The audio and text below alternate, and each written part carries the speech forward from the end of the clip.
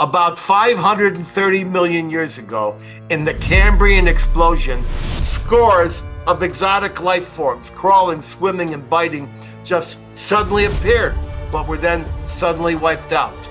The next thing you know, the chain of life developed from fish to reptiles to monkeys, and from monkeys to hominids. Scores of a species of hominids have now been identified, and these spread from Africa to all the world across land bridges that are now underwater. And now, The Edwin Black Show.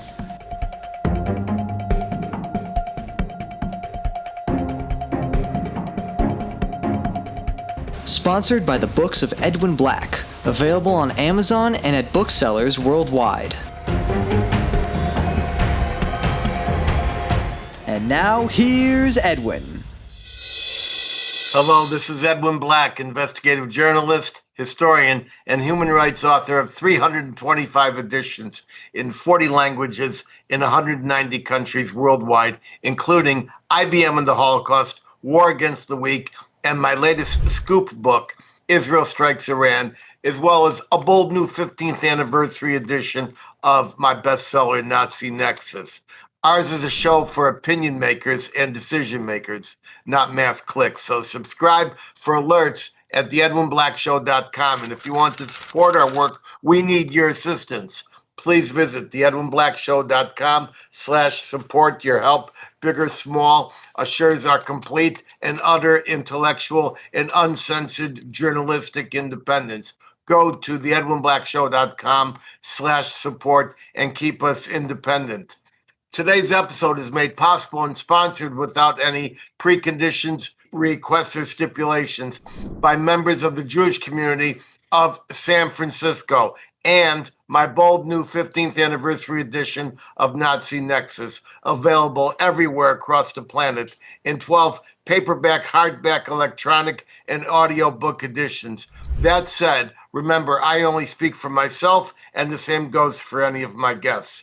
Today, we welcome viewers from across America, including our 4 watch parties in the villages, Newton, Mass., Chicago, the folks in Tampa Bay. Overseas, I see viewers logged on from most of our usuals: Australia, New Zealand, Great Britain, Canada, Germany, France, Poland, Romania, Hungary, of course, Argentina, Brazil, Mexico, Japan, and our big one in Panama, as well as Israel, plus other countries. The Edwin Black Show, along with our YouTube site, speaks frankly and without tremor to a fragmented world seeking better understanding of our tormented past, our present very, very tense, and a turbulent future still uncertain. By the way, stay tuned for my special word of wisdom at the very end of the show, just before I sign off. We're doing something different with this episode.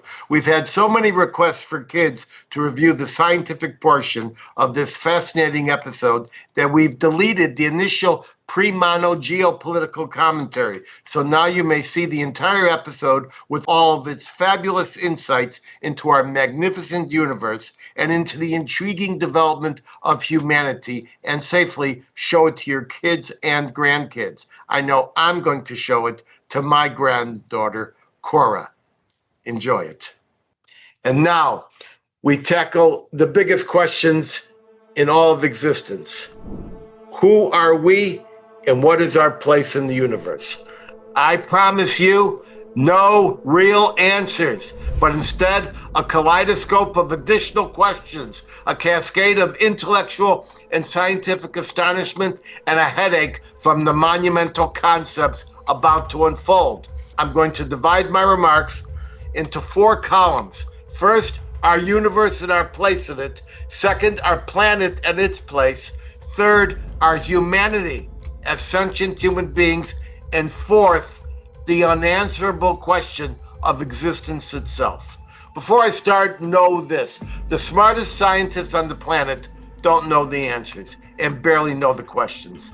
They have theories, guesses, and empty gaps where the very edifice of knowledge comes to an abrupt halt. What's more, scientific knowledge has become like shifting sand dunes. I think it is safe to say the more we learn, the more we realize how little we know. But confronting these prodigious questions can help us confront the little things that now make up and control our lives and which do not even register on the Richter scale of reality. Start with the universe. Every standard science book and authority you consult since the 1920s will tell you the universe is approximately 13.8 billion years old, the so-called Big Bang. Nobody knows what banged and what caused the bang, but we are told the process began with an immeasurably dense, immeasurably hot, immeasurably small, and immeasurably potent accretion of almighty nothingness, which suddenly exploded in an unbelievably violent event, which in its first fractions of a time unit called a zeptosecond, get that right, a zeptosecond, that is 1/trillionth of a billionth of a second, this super dense whatever it was began to inflate. Scientists actually call this process inflation. Anyway, during these initial zeptoseconds, our tiny universe was so dense neither matter, light, nor energy could escape. Within the first 3 minutes, reminding you that we have no idea what minutes mean in the cosmic process, the first protons, electrons, and then 2 substances emerged. It was 70% hydrogen and 25% helium. Light itself could now form and escape. 2 theoretical, never seen, and never identified forces called dark matter and dark energy then emerged to push things out and pull things in. That created a universe composed of this mysterious dark energy, about 68% they say, forcing the universe to expand faster than the speed of light, and dark matter, about 27%, providing extra gravitational restraint, and then only about 5% normal matter. That is the stars, the planets, and everything else, including your own body. In the process, the universe created limitless numbers of stars that formed hundreds of billions of galaxies, all moving away from each other faster than the speed of light, and still moving away from each other faster than the speed of light. The result? 1 trillion galaxies containing more than 1 septillion individual stars. Revolving around those stars, scientists guess, are more than 700 quintillion planets and uncountable moons. And that's just the estimated 25% of the universe we can see. 75% we will never see, never measure, and never know. So this is like standing on your porch, unable to see over the horizon that's about 8 miles down, and feeling confident enough to know what the Earth is made of. But here's the kicker. The leading astrophysicists and cosmologists no longer believe this 13.8 billion year saga.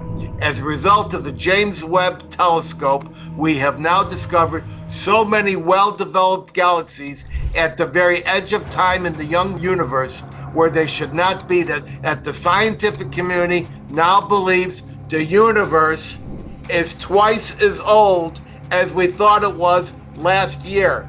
It's at least 27 billion years old, and they also believe that dark matter, if it does exist, may not even be relevant.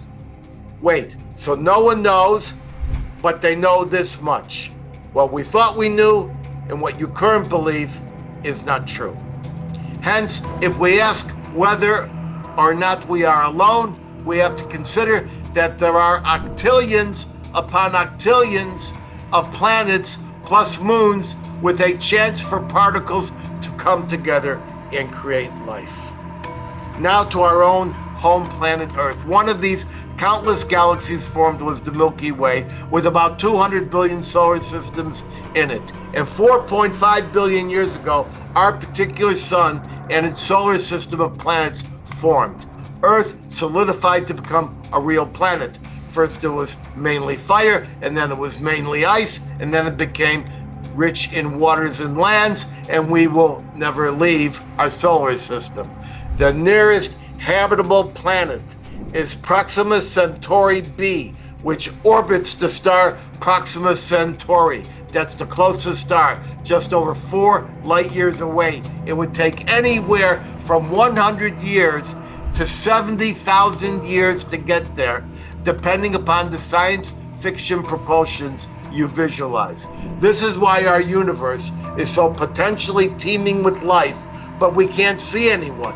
The distances are literally astronomical and cast off too far away for any life to find us.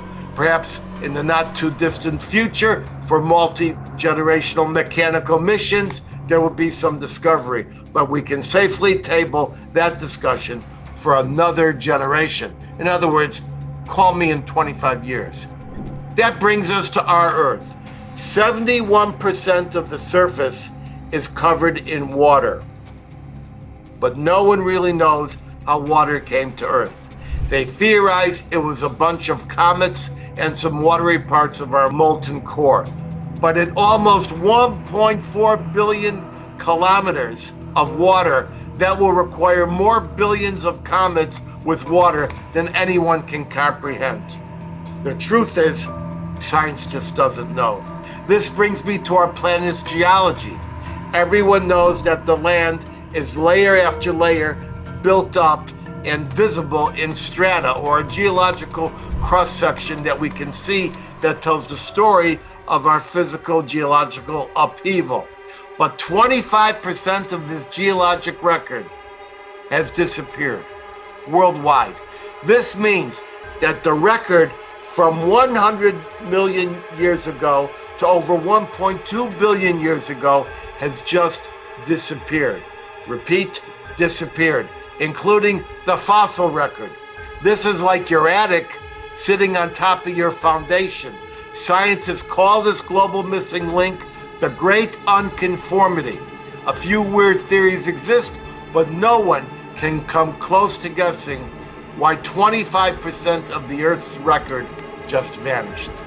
Now let's get to life itself. We are told that the Earth formed 4.5 billion years ago, and that after a billion or so years, a bunch of rocks underwent some exposure to sunlight in such a way that a miraculous chemical transformation occurred, creating cyanobacteria, eukaryotes, and prokaryotes, and other forms of early life, single-celled.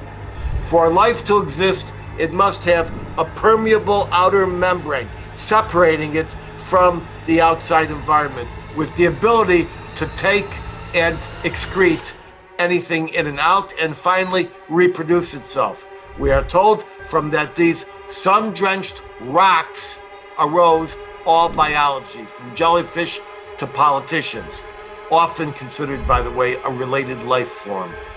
About 530 million years ago, in the Cambrian explosion, scores of exotic life forms, crawling, swimming, and biting, just suddenly appeared, but were then suddenly wiped out. The next thing you know, the chain of life developed from fish to reptiles to monkeys, and from monkeys to hominids. Scores of a species of hominids have now been identified, and these spread from Africa to all the world across land bridges that are now underwater. Thanks to climate change, the monkeys had to climb down and become land creatures. 400,000 years ago, they evolved into the cavemen we have heard about, meaning Neanderthal. Neanderthal had to have legs and knees that supported upright movement, had to have a voice box for language, ears for enhanced audition, and they enjoyed a very large working brain, about 1,640 centimeters. Plus, they had to somehow choose mating partners just like themselves for reproduction.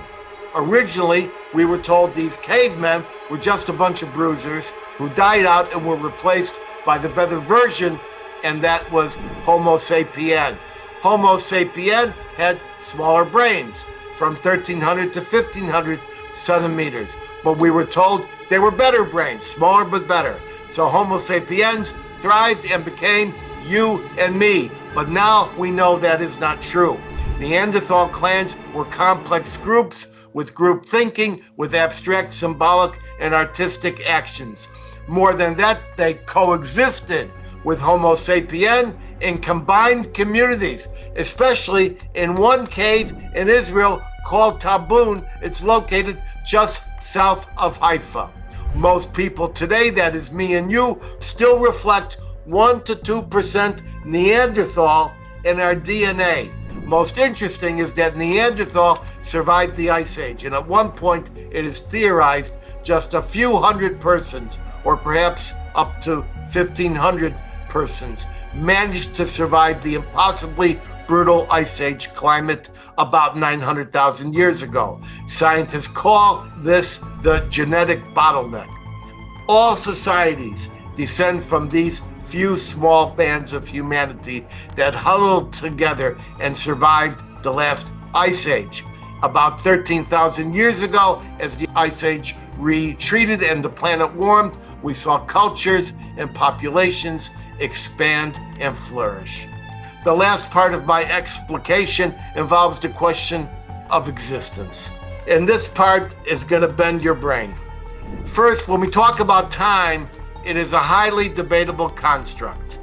Einstein taught us that there is no such thing as true time except as it functions in space, that is, space-time. Everything we see has already happened.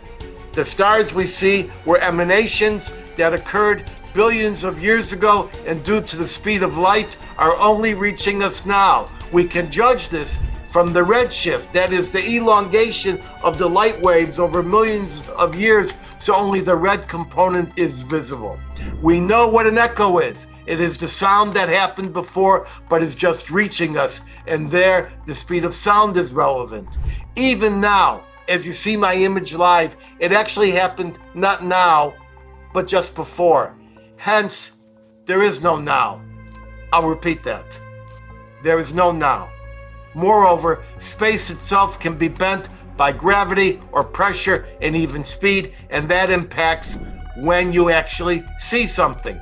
But most mind-blowing is that everything we have discussed is subject to our consciousness. In other words, existence exists because we or someone perceives it. Einstein asked, if a tree falls in the woods and no one knew it or saw it, did it actually fall? And this leads to the understanding that will really hurt your head the most. The majority of the great minds among theoretical physicists, cosmologists, and other particle physics gurus believe that our entire dimension, our universe, everything that is, resides in just one of 11 dimensions. It is possible, the best scientists believe, that our dimensions exist alongside 10 other dimensions, perhaps more, where everything occurs in endless permutation. That is, I am theoretically in my basement on Zoom, but I could be on a mountaintop staring at a rock in one dimension and shouting from a rooftop in another. They, I mean the best scientists, believe that our universe was created as part of an endless chain of universes, and everything in existence is replicated and distorted in endless variations. They theorize this is a multiverse, not a universe. And this multiverse is governed by a set of principles set forth in what is known as string theory, whereas the next version of me and you is just immeasurably right next door in another dimension, governed by the harmonics and the vibration of subatomic strings. There's a point here. Not only do we have no idea who we are, where we are, or how the heck we got here, the truly scientific mind must conclude that a prime mover is at play. So you can call it intelligent design, you can call it God, you can use the term the creator. I'm a skeptical scientific man, but like Isaac Newton, Moses before me, I believe in a superior being, perhaps active, perhaps gone forever, that touched the elements and created who we are and how we are. This creator may be gone forever, or maybe he's just waiting upstairs and ready to come back. But I believe in something bigger than ourselves in our existence that impacted our existence. We're not just a bunch of rocks that got hit by sunlight and out came a best-selling author. Normally, I'd like to say I left out 99% of what I could have said, but in this case, I feel justified in saying I left out a universe of information, perhaps a multiverse. With that, I shift the burden to my colleague, Faye Lincoln, author of the ethics bestseller, Values That Shape the World, a person who, like me, has pondered and focused on the nature of life and what living things have done with it. I shift the burden to you, Faye. If you think you have the intellectual focus in the dimension we are currently sharing at this moment in space-time, then please take the camera before it dissolves into another filament of string. And remember, I dealt with the big stuff, so maybe you can deal with the really, really little things. Go, Faye. Thank you, Edwin. That was fascinating. So I too have been fascinated by all of this, but mainly from an evolutionary standpoint, from the standpoint of the emergence of life and DNA. So let us ask the question, who are we? Let me ponder my first question. How does evolution occur in humans? Evolutionary theory would have us think that only random mutations cause change based on natural selection, survival of the fittest. However, it's well known that most random mutations in our genes cause death, not better evolutionary outcomes. The more I think about it, our DNA is just too complex to chalk up evolution to a random set of mutations that occurred over the millennia. So let's take a step back in time to explore this further. There was a clear evolutionary transition between 70,000 and 50,000 years ago on Earth when we moved away from being ancient Homo sapiens to the more modern version of humans that could walk and run over long distances and better adapt to our environments. 20,000 years is actually a very short period of time for this transition to occur. But think about this. Evolutionists would have us believe that random mutations suddenly allowed us to walk and run on two legs, produce fire, make simple tools, speak languages, and think through problems. The frontal lobes of our brain grew larger for rational thinking and problem solving, while our skeleton realigned to support our bodies. Well, common sense would tell us that not 1, 2, or even 10 genes had to change to accommodate so many major leaps. In fact, many genes would have had to change. Random mutations cannot accomplish this feat, at least in my mind. The probability that the right random genes could be created is almost statistically impossible. Over time, changes in our environment and surroundings, such as major temperature changes, landscape shifts, and migration, may have put some type of stress on our genes to adapt and allow us to change in positive ways and thereby emerge as modern humans. Evolving our gene structure so that we could walk and run over long distances and think rationally, as well as work together cooperatively, became an advantage. I wonder if the key might reside in what we call junk DNA. The common belief is that only 2% of our genes appear to function in our cells, and approximately 98% of it is what we call junk DNA, the dark matter of our genes that appears to have no use. But actually, junk DNA provides the structure for how much DNA is exposed in our cells and therefore read in our cells. Maybe changes in our environment put pressure on our DNA to change its shape over time, thereby exposing a little bit more of our junk DNA, like taking a ball of yarn and slowly loosening it, which makes it larger and uncovers more genes to be read in all of our cells and provides us with some new capabilities in our bodies and our brain. These changes may be small and occur slowly, but over time they add up. Environmental change creating rapid transitions in our human capabilities. I call this change punctuated equilibrium. The shift occurs quickly over a short period of time, relatively speaking, then slows down again over a long evolutionary span. Is this what might have happened 70 to 50,000 years ago? Our genes could, in the future, make us healthier, live longer, and reduce chronic conditions. We could possibly even heal ourselves. They could make some of us more intuitive and knowing with shifts in our magnetic field around us, while others become more creative using rational science and technology in the digital age. In the short run, the phenomenon of punctuated equilibrium could be the result of rapid evolutionary change on humans over time. External forces could put positive adaptive pressure on our gene structures to generate evolved capabilities.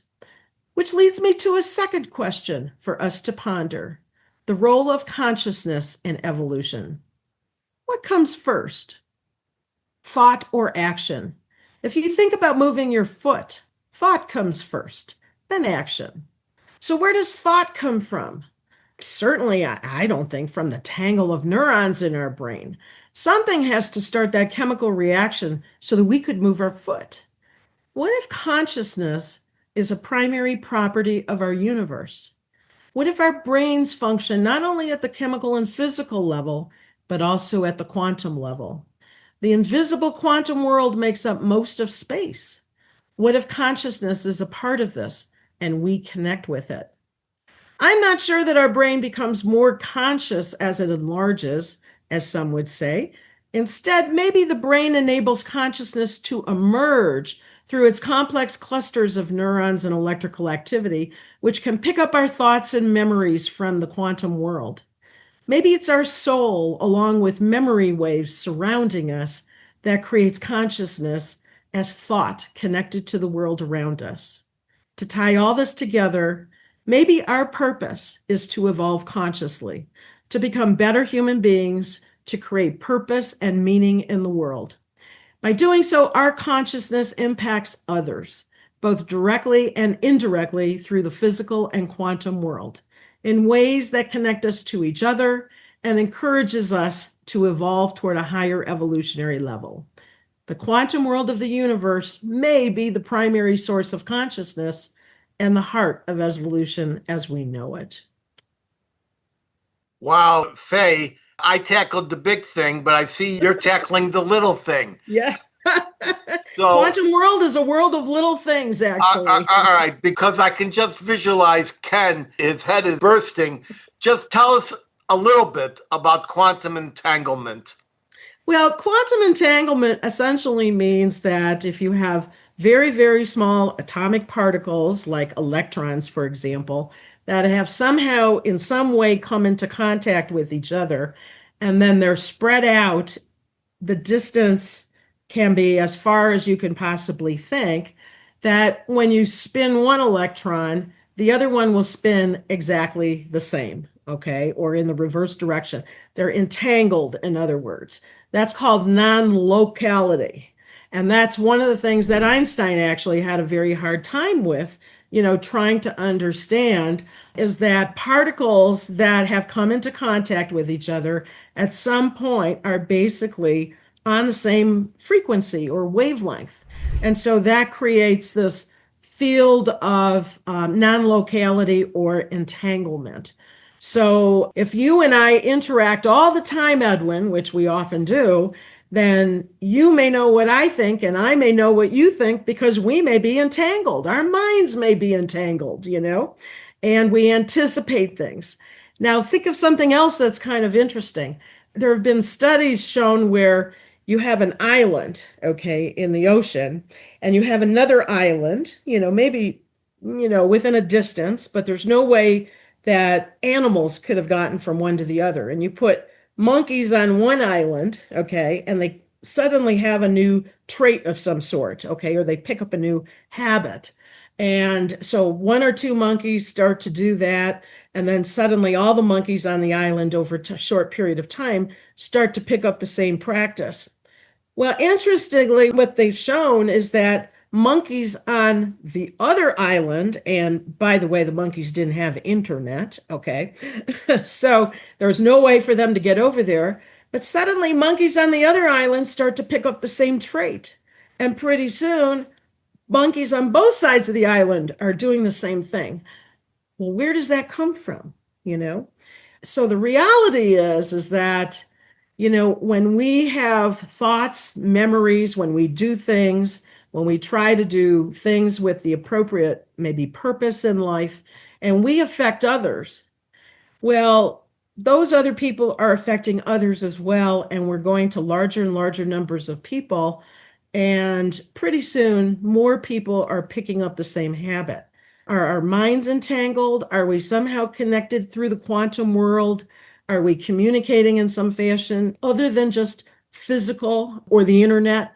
Unknown, but that's part of quantum entanglement, I think. So, Well, that would explain why my wife is always finishing my sentences and why we that's always right. we always think of the same thing simultaneously. Right, right. So this concept of quantum entanglement, what you're basically saying is that two objects which have interacted and then move far, far, far away from each other are still In controlled contact.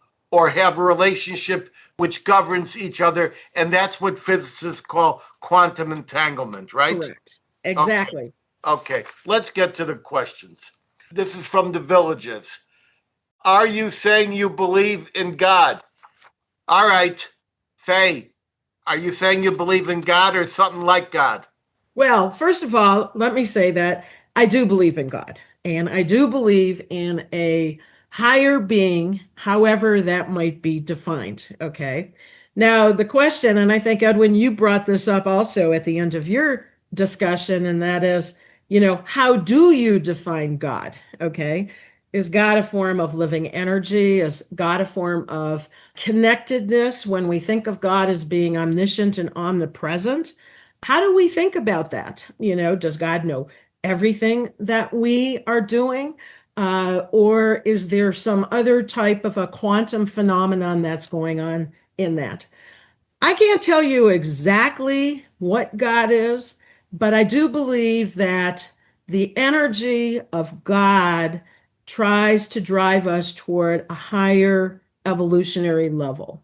When I have thought about what we, in terms of our souls as beings, what our purpose is, especially when we think about the cosmos that you've described, that's so huge. Are we just a random speck? Or are we really people who have some kind of a role in this evolutionary process? And I truly believe that we do have a purpose. That purpose is to try to achieve a higher and a good, however you want to define good, evolutionary level that will help others, and that eventually somehow interacts with the universe in some fashion. So It's I think that's interesting. driven by God, whatever God is. It's interesting that you can't quite define what links us all. You can't quite define what connects us all, but science now understands that innate objects are somehow connected if they have commingled in any way. And I would say that as an investigative reporter, as a skeptical person, as a person who definitely questions first, second, and third, if you come upon a house in the middle of the desert, and sure, you can figure out the two by fours, the plaster, the bricks, the asphalt, the nails, and science has done that with our own existence. But someone has got to put all this together. And the house didn't make itself. I mean, do you actually believe that a couple of rocks got exposed to sunlight and out came authors? It's just hard for me to fathom that, that's for sure. Okay, let's get. Edwin, can I mention something that you've just said? Because I think you hit on something very important in relationship to this, not only connectivity, but, bringing different elements together to try to build something. When a lot of people talk about the laws of physics, we talk about the laws of entropy, okay?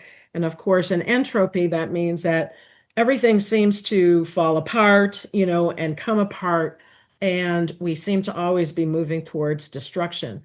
But when you think about life and life emerging, okay, the example that you gave in relationship to building the house, okay, is really taking many parts, and ultimately the house that you get, the whole is greater than the sum of the parts, okay? And so life is like that. Life seems to be an emergence where you have many, many, many different components, obviously, millions, if not billions of components, but somehow it came together so that the whole, the human being, is greater than the sum of its parts. And that's called complexity theory, okay? That requires energy to be put into the system to build something better that emerges. I can't tell you how much we've left out, including the fact that we have multiple types of consciousness. People dream. And when they're dreaming, they're in another consciousness. Right. So what's real, the dream or what we have now? Let's get to the watch party from Newton, Massachusetts, named for, of course, our friend Newton. When was the great unconformity discovered, and is it worldwide? The great unconformity was discovered in the late 1800s by the explorer Powell, who went through the Grand Canyon, and they were able to observe the strata, and they observed that they can tell how old things are, and they observed that there was a great missing link from 100 million years to 1.5 billion years. You can't just have land that's 100 million years old and the next layer is 1.5 billion. Yes, it is worldwide. No one has even come close to giving a credible hypothesis for how this could have happened. So, Faye, what is your thought about this missing link, and what could be inside this missing link, for heaven's sakes? To me, it sounds as if it's some sort of maybe over time, a major, and I mean major, maybe nothing that we can think of in our minds, but a major type of a geologic change and shift that impacted the earth in some fashion, that somehow took, layers of history that somehow disappeared. Okay. Maybe it was asteroids. I don't know. Maybe it was major changes in magnetic shifts around the planet. As folks might know, we have magnetic fields around the planet. The magnetic fields are created by the iron core that we have in our Earth. And it's the magnetic shield that also keeps our atmosphere intact. Okay. And if something were to if there were multiple major changes that took place in the formation of the Earth or some time in the history of the Earth, and this caused some major geologic shifts, then much of that history could just disappear, essentially, as we know it. We know that the Earth is constantly slowly being subducted, or shall I say, sucked into the core of the Earth in the Marianas Trench and other locations where the land is just moving, and it joins the core, and out comes new land through these volcanic activities. I'm just theorizing here. It's possible something like that could occur. Here's a question from Steve in Chambersburg, Pennsylvania. Does remote viewing fit into quantum physics? Remote viewing, of course, we had the famous CIA caper called Operation Stargazer or Project Stargazer, and remote viewing has been successfully undertaken where they can get an object. A dog can smell an object and track it. These people would get an object of some kind. They would concentrate on it and remote view until the point where they could see the building in Russia where it was taking place. I've seen schools where kids are involved in remote viewing. Remote viewing is real, and it tends to go to the quantum entanglement that Faye was discussing. So remote viewing is real. Remote viewing exists today. I've seen it in schools. There's a fabulous documentary on it, and it was an official government program. There's even a comedy movie about it. Faye, what do you know? Yeah, Russia did lots of experiments on that way back in the earlier decades. Remote viewing, if you think about, one of the things that I sort of, believe, I think, is that if consciousness is some sort of a primary property of the universe, okay, and we're able to pick up things in the universe in some fashion through our very, very sensitive kinds of brains, depending on the wavelengths that we can pick up. And, Edwin, you mentioned the dimensions. Okay. I mean, things exist in other dimensions. When I think about what's around us, we may be able to pick up those memories, the consciousness that exists in fields around us, and that becomes part of remote viewing as well. So the other thing is that I'll take it out one step further, and that is I too, as you, are fascinated by the space-time continuum. And when we think about gravity, Newton always said gravity is when the apple falls to earth. Okay. But gravity is really a combination of our iron core within the earth in connection with a whole space field around us, okay, in space, that kind of bends, okay, with mass. And the two together, depending on the size of the mass, create gravity.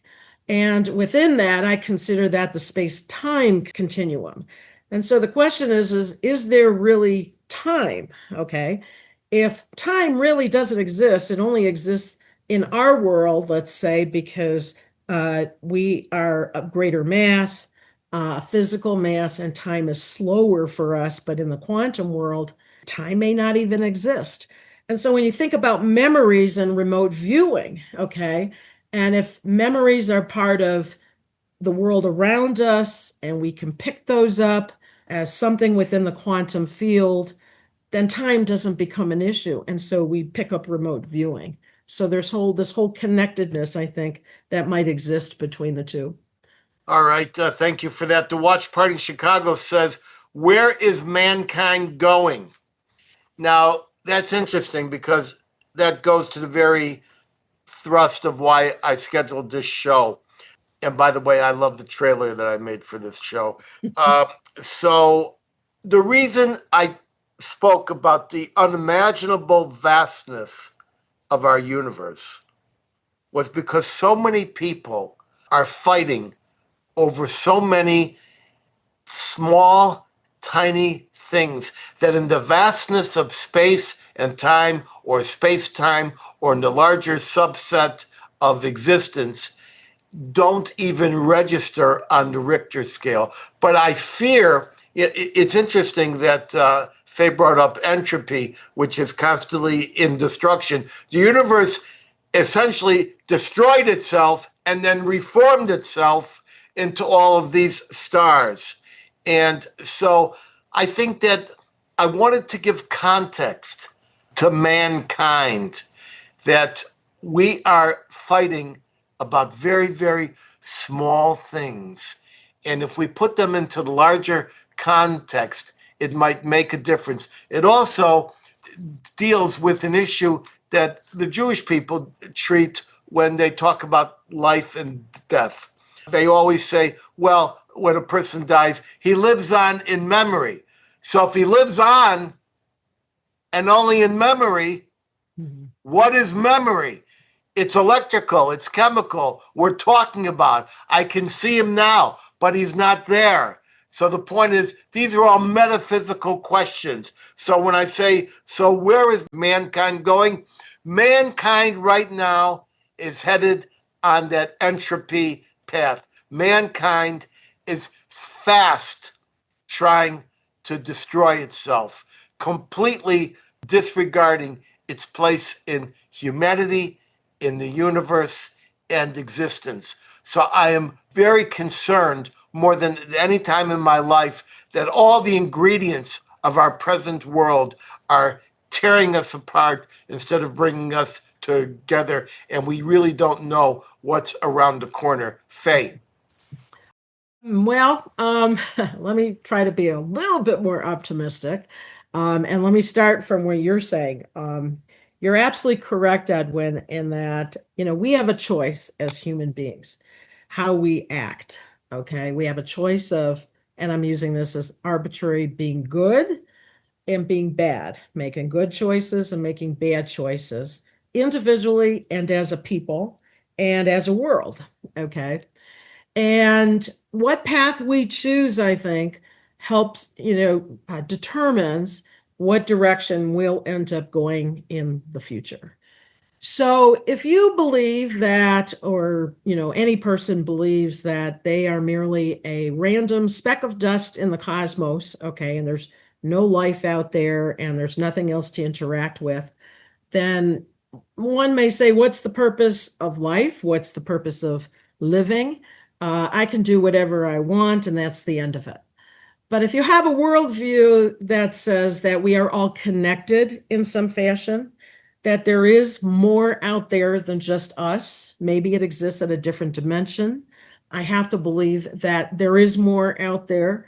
And if you believe that, and you believe that we make good choices and we make decisions so that we become better people, we help other people become better, and eventually we can evolve to a higher level because of that, then we have a place in the universe.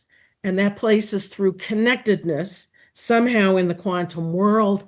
And maybe one day we will meet them. That I think would be the best of all, possibilities. I happen to be of the feeling that we can make a difference. We do make a difference. There are forces behind us that help us make a difference, even when times look really bad. So, in other words, if two dead subatomic particles can be connected, it's possible that these complex beings that we represent can also be connected. And ladies and gentlemen, we're out of time. And when I say we're out of time, I mean we're out of space time. Hold for my closing word of wisdom, just 2 minutes away, whatever 2 minutes means in space time. But first, I want to thank my very knowledgeable, gracious guest, Faye Lincoln. Plus, I thank my talented international team, including Eve in New Jersey, who challenged me intellectually on everything I just said, Holly in Nashville, Martin in Michigan, and Carol in Maryland, as well as many others in numerous additional cities around the world. I'll see everyone back here in 2 weeks at 3 p.m. Eastern. You want to be a friend of the Edwin Black Show? Go to theedwinblackshow.com/support. Keep me independent. You want to hear me in person?